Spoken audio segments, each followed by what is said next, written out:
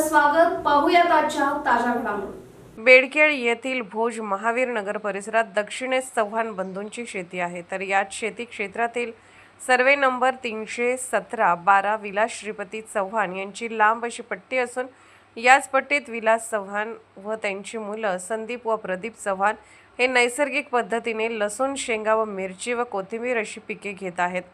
तर याच क्षेत्रात गतवर्षी 2025 जुलैच्या पहिल्या आठवड्यात एकूण लांब पट्टीच्या दोन्ही बाजूने 15 फुटाच्या अंतराने 120 नारळाची झाडे लावली आहेत.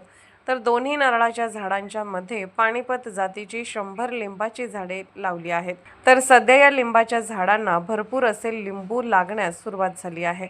तर नारळाची झाडे 5 ते 7 फूट उंचीची झाली आहेत. पण रविवारी रात्री कोणी अज्ञातांनी या लांब पट्टीतील 16 नारळाची झाडे खालून कापून काढली असून 14 लिंबाची झाडे मुळासहित उपटून नजीकच भरून वाहत असलेल्या विहिरीत टाकली आहेत. हा प्रकार चव्हाण यांच्या निदर्शनास सोमवारी आला असून यामध्ये चव्हाण यांचे मोठे नुकसान झाले आहे. तेव्हा संदीप व अमर चव्हाण यांनी सदरच्या घटनेबाबत सदलगा पोलीस स्टेशनमध्ये नोंद केली असून चिकोडी येथील फलोत्पादन विभागालाही सदर घटनेबाबत माहिती देण्यात आली आहे. SB न्यूजसाठी बेडकेळहून गजानन पाटील. राजकीय, सामाजिक, आर्थिक असा सर्व घडामोडींचा आढावा पाहायला विसरू नका SB न्यूज चॅनल आणि नक्कीच सबस्क्राईब करा.